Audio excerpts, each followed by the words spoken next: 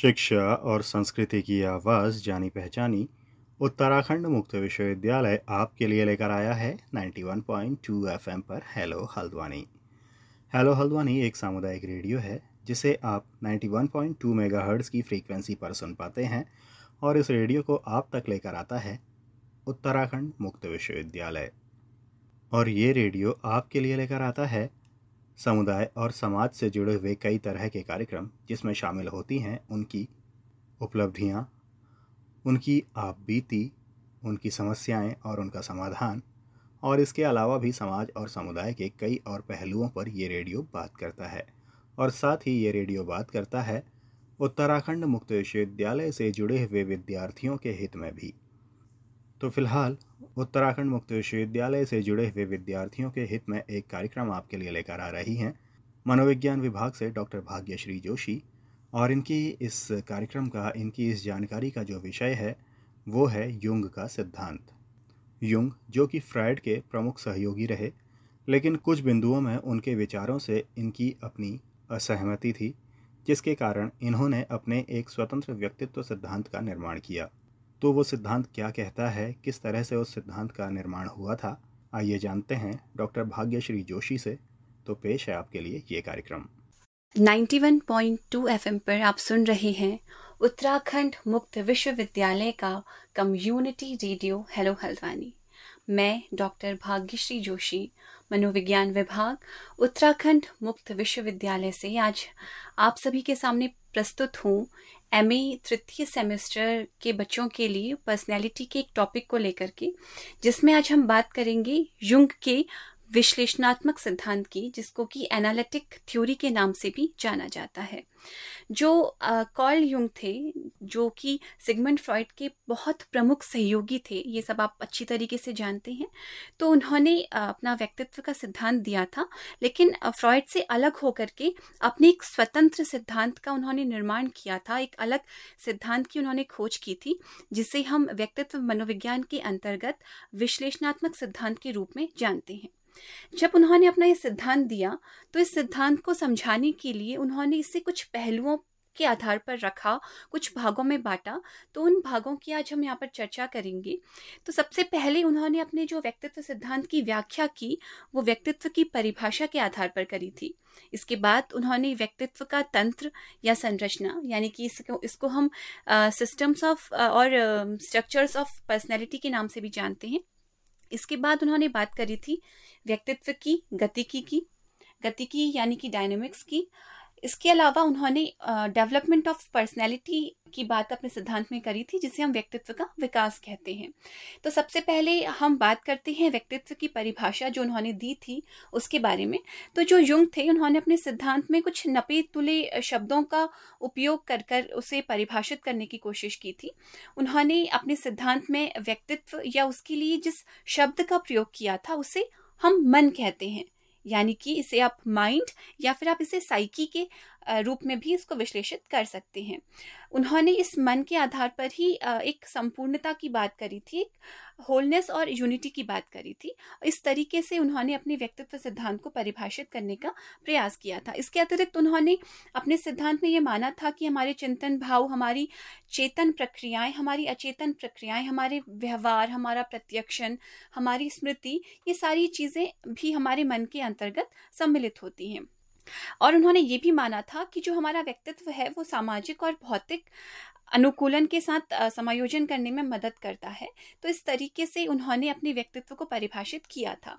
इसके बाद यदि हम बात करें व्यक्तित्व का जो उनका तंत्र था या संरचना थी उसके बारे में, जिसको हम स्ट्रक्चर्स और सिस्टम्स के रूप में भी जानते हैं, तो इन्होंने अपनी जो संरचना है या अपनी जो स्ट्रक्चर है उनको कुछ भागों में बांटा था, जिसमें उन्होंने चेतन और अहम की बात करी थी। इसके अलावा उन्होंने अनकॉन्शियस माइंड की बात करी थी। इसके अलावा उन्होंने आदि रूप, यानी कि जिसे हम आर्कीटाइप भी कहते हैं, उसके बारे में यहाँ पर चर्चा करी थी। इसके अलावा मनोवृत्ति एवं प्रकार्य, जिसको हम एटीट्यूड एंड फंक्शंस के नाम से भी जानते हैं, इसके अलावा उन्होंने साइकोलॉजिकल टाइप्स की बात करी थी। तो सबसे पहले हम चर्चा करेंगे यहाँ पर चेतन एवं अहम की, जिसको हम कॉन्शियसनेस और ईगो के नाम से भी जानते हैं। तो जैसा कि आपने फ्रॉइड का सिद्धांत पढ़ा था, तो वहाँ पर भी आपने चेतन मन का जो संप्रत्यय था उसके बारे में जाना था। तो यहाँ पर जो फ्रॉइड से युंग थोड़े सहमत थे, उन्होंने भी अपने सिद्धांत में चेतन की व्याख्या करी थी। तो फ्रॉइड के समान ही युंग ने भी व्यक्तित्व सिद्धांत में मन को, जो माइंड होता है या जिसे युंग ने साइकी नाम से यहाँ पर विश्लेषित किया था, उसे उन्होंने 2 भागों में बांटा था। फ्रॉइड के सिद्धांत में आप उसके 3 भाग देखते हैं, कॉन्शियस, सबकॉन्शियस और अनकॉन्शियस, जबकि युंग के सिद्धांत में आप इसके सिर्फ 2 ही प्रकार देखते हैं, जिसे हम कॉन्शियस और अनकॉन्शियस माइंड के रूप में यहाँ पर जानते हैं, यानी कि चेतन मन और दूसरा अचेतन मन। जो युंग थे, उनका ये मत था कि जो चेतन है वो एक सापेक्ष संप्रत्यय है, जिसे हम रिलेटिव कॉन्सेप्ट के नाम से भी जानते हैं। युंग का चेतन से जो तात्पर्य था वो सीधे तौर पर उसका संबंध था प्रत्यक्षण से, परसेप्शन जिसे आप कहते हैं, थिंकिंग से था, हमारे फीलिंग्स से था, हमारी मेमोरी से था। उनका ये कहना था कि जो हमारी अवेयरनेस है, हमारे दिन प्रतिदिन के कार्य हैं, हमारी नॉर्मल एक्टिविटीज़ हैं, जो भी हम अपने डेली लाइफ में करते हैं, हमारी ज़िंदगी में जो भी हम अपनी दिनचर्या में संपन्न करते हैं कार्य, वो सब हमारे चेतन मन में सम्मिलित होते हैं। यहाँ पर इन्होंने चेतन का संबंध ईगो के संग प्रत्यक्ष रूप से जोड़ करके देखा था। इसके अलावा इन्होंने अपने जो सिद्धांत है उसमें अचेतन की बात करी थी। उन्होंने अपने सिद्धांत में ये माना जो अचेतन होता है वो मन का दूसरा भाग होता है, और यहाँ पर उन्होंने इसको इस तरीके से परिभाषित किया था कि जो हमारी सारी मानसिक प्रक्रियाएं हैं जिनका ईगो से कोई संबंध नहीं होता, उन सारी मानसिक प्रक्रियाओं को उन्होंने अचेतन में रखा था। इसके अलावा इन्होंने यहाँ पर अचेतन को साइकोइड अचेतन के नाम से, यानी कि साइकोइड अनकॉन्शियस के नाम से भी इन्होंने यहाँ पर इसको वर्गीकृत किया था। जैसे कि आप जो फ्रॉइड का सिद्धांत है वहां पर आप अचेतन को सिर्फ अचेतन के रूप में जानते हैं, लेकिन यहाँ पर जो युंग थे उन्होंने अपने अचेतन को यहाँ पर 2 भागों में बांटा था, जिसको हम पर्सनल अनकॉन्शियस और कलेक्टिव अनकॉन्शियस के नाम से जानते हैं। जैसे कि हिंदी में से व्यक्तिगत अचेतन और सामूहिक अचेतन हम कहते हैं। अब व्यक्तिगत अचेतन से आप क्या समझते हैं?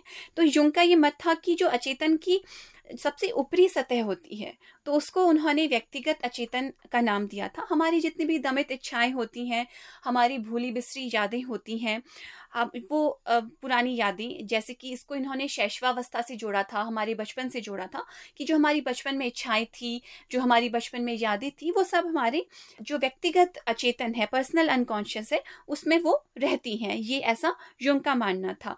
इसके अलावा इन्होंने इसको जो दूसरा इसका जो इन्होंने बताया था कलेक्टिव अनकॉन्शियस, या फिर इसको हम ट्रांसपर्सनल अनकॉन्शियस के नाम से भी जानते हैं, सामूहिक जो अचेतन होता है, इसमें इन्होंने कहा था कि जो हमारे माता पिता, हमारे पूर्वजों से हमको प्राप्त होती हैं यादें, इसमें हमारी जो पौराणिक कहानियां होती हैं, पुरानी जो पूर्वजों की बताई हुई बातें होती हैं, पूजा करने की विधियां होती हैं, जो भी हमारी परंपराएं, हमारे रीति रिवाज पुराने समय से चले आ रहे हैं, जो कि अपने पूर्वजों से किसी बच्चे को प्राप्त होते हैं, वो सारी पुराण कथाएं, दंत कथाएं, ये सारी चीजें हमारे इस अनकॉन्शियस में रहती हैं। ऐसा यहाँ पर जो युंग थे उनका मानना था। इसके अलावा उन्होंने अपने सिद्धांत में, जैसा मैंने आपको बताया, कि आदि रूप यानी कि आर्कीटाइप का यहाँ पर उन्होंने वर्णन किया था। तो जैसा कि हमने सामूहिक अचेतन की यहाँ पर बात करी, जिसका संबंध पौराणिक कथाओं से होता है, पुरानी अनुभूतियों से होता है, हमारे पूर्वजों से होता है, तो उसकी जो अभिव्यक्ति इंसान करता है वो कुछ इमेजेस के रूप में करता है, कुछ प्रतिमाओं के रूप में करता है, जिसका नाम युंग ने यहाँ पर आदि रूप दिया, आर्कीटाइप दिया। इसको उन्होंने अपने सिद्धांत में आर्कीटाइप कह करके पुकारा।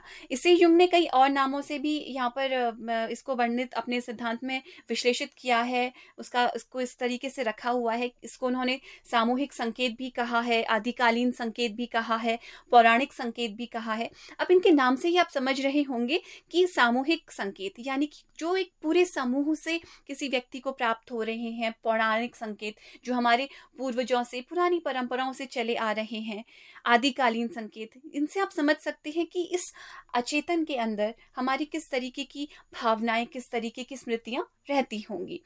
जो युंग थे, उन्होंने आदि रूप का जो वर्णन किया वो कई प्रकार से किया, जिसमें उन्होंने पर्सोना की बात करी थी, एनिमस की बात करी थी, शैडो यानी कि छाया की बात करी थी, और सेल्फ की बात करी थी। पर्सोना, जैसे कि आपने शुरुआत में जब पर्सनैलिटी पढ़ी थी तभी आपने जाना था कि पर्सोना का सीधा मतलब होता है नकाब से, जिसे कोई व्यक्ति नाटक करते समय अपने चेहरे पर पहनता है। तो यहाँ पर आप जानते हैं कि पर्सनैलिटी का शुरू में जो वर्णन हुआ था उस नकाब से ही हुआ था कि हमारी जो बाहरी आवरण होता है, हमारा रूप होता है, उससे व्यक्तित्व को लिया जाता था। तो इसी पर्सोना का वर्णन यहाँ पर जुंग ने अपने सिद्धांत में किया है और आदि रूप के अंतर्गत इसको रखा है कि किस तरीके से व्यक्ति अपनी जिंदगी में भिन्न भिन्न प्रकार के भूमिकाओं को अदा करता है, भिन्न भिन्न प्रकार के रोल्स को प्ले करता है। इस तरीके से यहाँ पर उन्होंने इस कॉन्सेप्ट को रखा है। यहाँ पर उन्होंने बाहरी आवरण के रूप में अगर आप मास्क के रूप में, पर्सोना के रूप में देखें तो इस रूप में नहीं, बल्कि एक जिंदगी में एक इंसान कितने रोल प्ले कर रहा है, कितने संबंधों के संग वो रह रहा है, कौन कौन से प्रकार की भूमिकाएं वो अदा कर रहा है, उस तरीके से यहाँ पर उन्होंने पर्सोना को लिया है।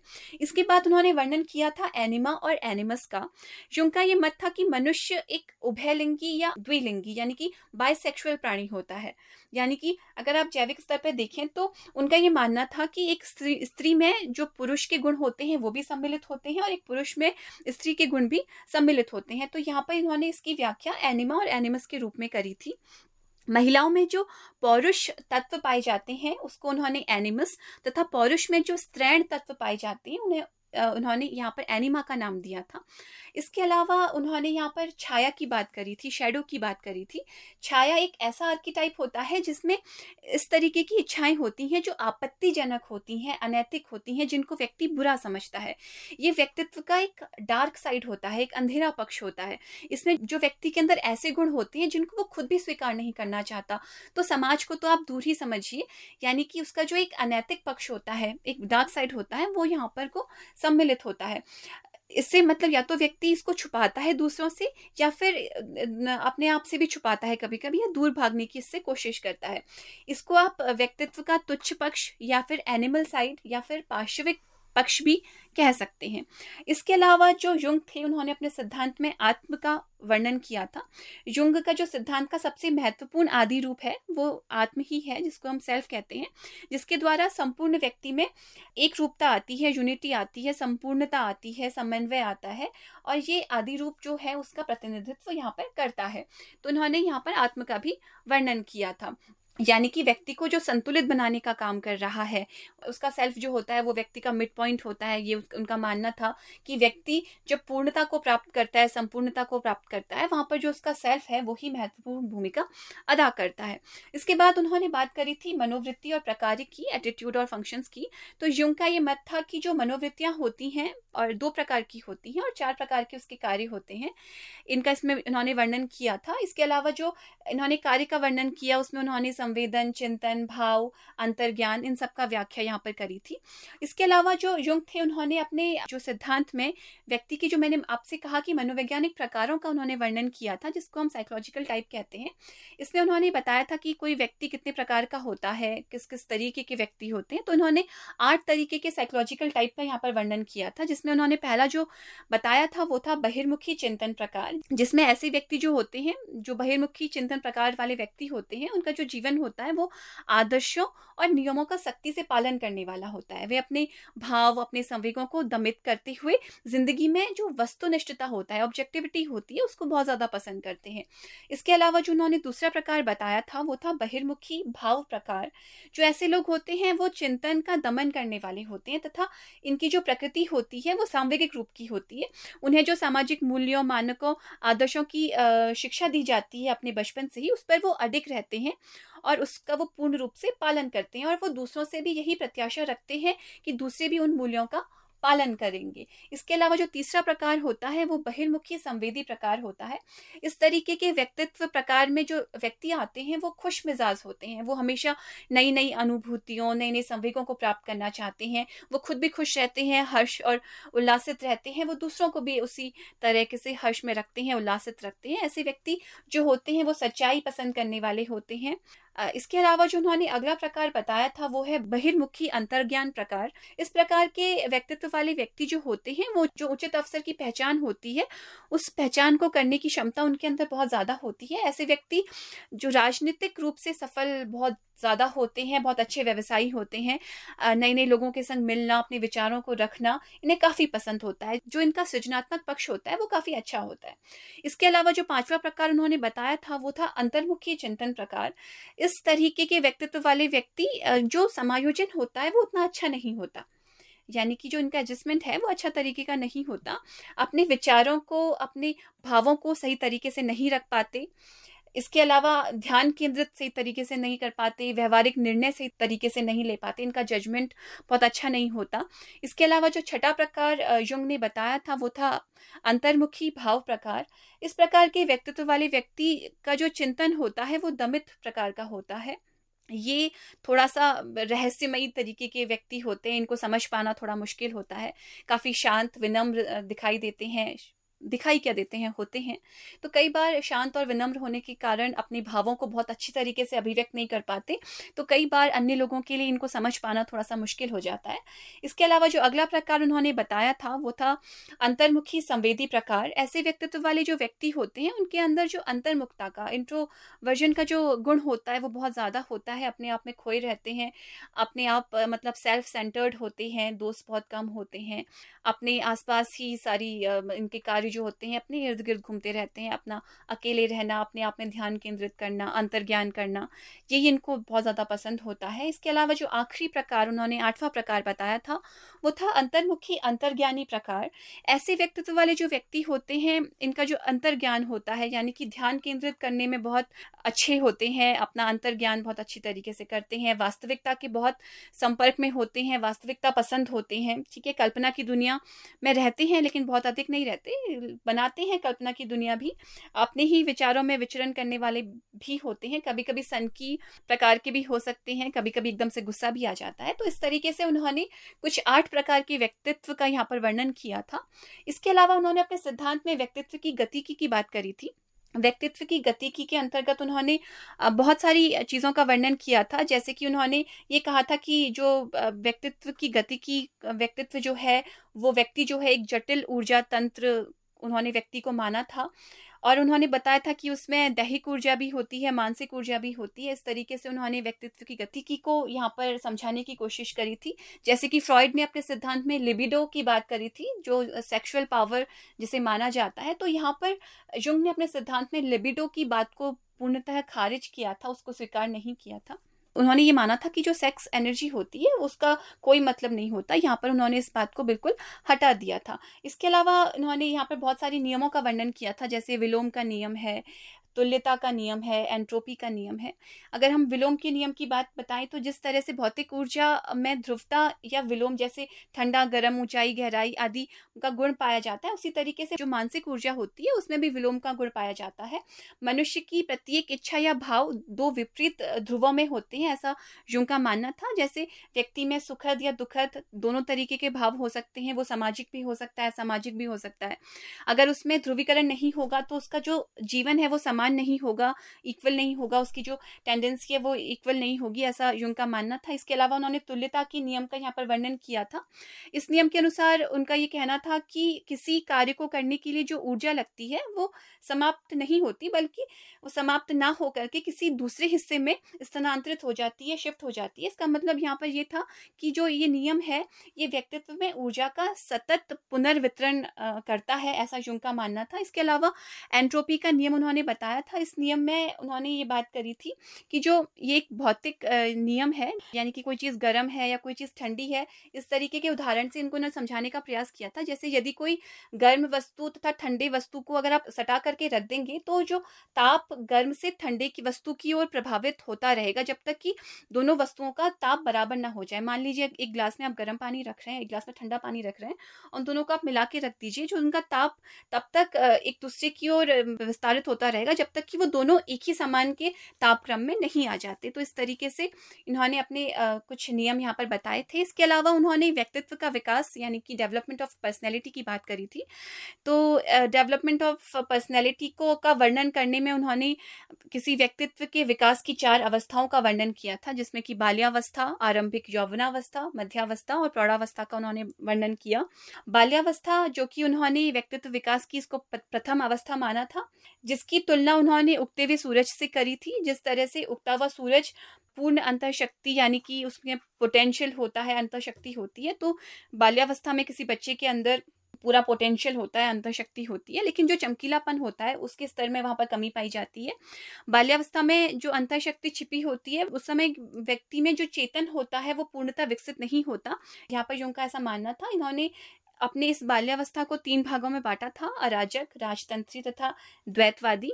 शिशुओं में एक तरीके का चेतन द्वीप पाया जाता है, एक आइलैंड पाया जाता है, ऐसा उनका मानना था। जिस तरह से व्यक्ति की अनुभूतियां होती हैं, उनका आपस में संबंध होता है, वो प्रत्यक्ष होता है, ऐसा यहाँ पर जो उनका मानना था। इसके अलावा उन्होंने जो अगली अवस्था मानी वो थी यंग एडल्टहुड की। इसको तरुणावस्था भी और आरंभिक यौवनावस्था भी कहते हैं। तरुणावस्था से लेकर के मध्यावस्था की अवधि को यहाँ पर युंग ने आरंभिक यौवनावस्था कहकर संबोधित किया था। इस अवस्था में जो व्यक्तित्व एक निश्चित आकार और प्रारूप तैयार होने लगता है। इस अवस्था में व्यक्ति अपने माता पिता से मानसिक एवं दैहिक स्वतंत्रता की चाह करने लगता है। इस सिलसिले में कई तरह की उसको समस्याओं का सामना भी करना पड़ता है। इसके बाद वो शादी करता है, घर बसाता है, परिवार उसका आगे बढ़ता है। तो इस तरीके का यहाँ पर उन्होंने वर्णन किया था। इसके बाद उन्होंने मध्यावस्था का वर्णन किया। इस अवस्था की शुरुआत करीब 35 से 40 साल की अवस्था में होती है। इस अवस्था में मेजर चेंजेस इंसान की जिंदगी में होते हैं। ये जिंदगी का तीसरा पक्ष होता है। इसको उन्होंने एक व्यक्ति का आफ्टरनून कह के भी पुकारा था, दोपहर की तरह इस अवस्था को माना। इस अवस्था में व्यक्ति अपने व्यवसाय में पूर्णतः स्थापित हो चुका होता है, उसका परिवार पूरा बस चुका होता है, अपनी जो पूरी क्रियाएं हैं वो पूर्ण अंतःशक्ति से कर रहा होता है, पूरी शक्ति से कर रहा होता है। जीवन में चुनौतियां भी आ रही होती हैं, उनका सामना भी कर रहा होता है। कभी कभी निराशा, कभी उदासी, कभी जीवन में सफलता, बहुत सारे इसमें पक्ष इंसान को देखने को मिलते हैं। तो इस तरीके से उन्होंने इस अवस्था का वर्णन किया। इसके बाद उन्होंने वृद्धावस्था की बात करी थी। वृद्धावस्था को उन्होंने जिंदगी की शाम कह करके पुकारा। और जिस तरह से शाम का जो सूरज होता है उसमें जो चमकीलेपन का स्तर होता है वो काफी कम हो जाता है। तो इस तरीके से उन्होंने व्यक्तित्व को भी लिया था कि जैसे वृद्धावस्था आती है तो जो चमकीलापन जिंदगी का होता है वो थोड़ा थोड़ा कम होने लगता है। एक जिंदगी की शाम जिस तरीके से होती है उस तरीके से व्यक्तित्व को यहाँ पर उन्होंने वर्णन किया है। इस समय जो चेतन क्रियाएं होती हैं वो कम होने लगती हैं। धीरे धीरे अचेतन क्रियाओं में इंसान डूबने लगता है, यानी कि पुरानी यादें, पुरानी दोस्त, पुराने हम बचपन में कैसे थे, हम अपनी जवानी में कैसे थे, हम ये काम किस तरीके से किया करते थे, हमारे कौन कौन से दोस्त थे, हम कैसे घूमने जाया करते थे। यानी कि उसका जो चेतन पक्ष है यहाँ पर कमजोर हो जाता है और उसका जो अचेतन पक्ष है वो मजबूत हो जाता है। इस तरीके से उन्होंने व्यक्तित्व की गतिकी का यहाँ पर वर्णन किया था। तो आज आपने जाना कि युंग का सिद्धांत क्या था, किस तरीके से युंग ने अपने व्यक्तित्व सिद्धांत को बताया था। तो अगली क्लास में मिलते हैं किसी और टॉपिक के संग। तब तक के लिए नमस्कार।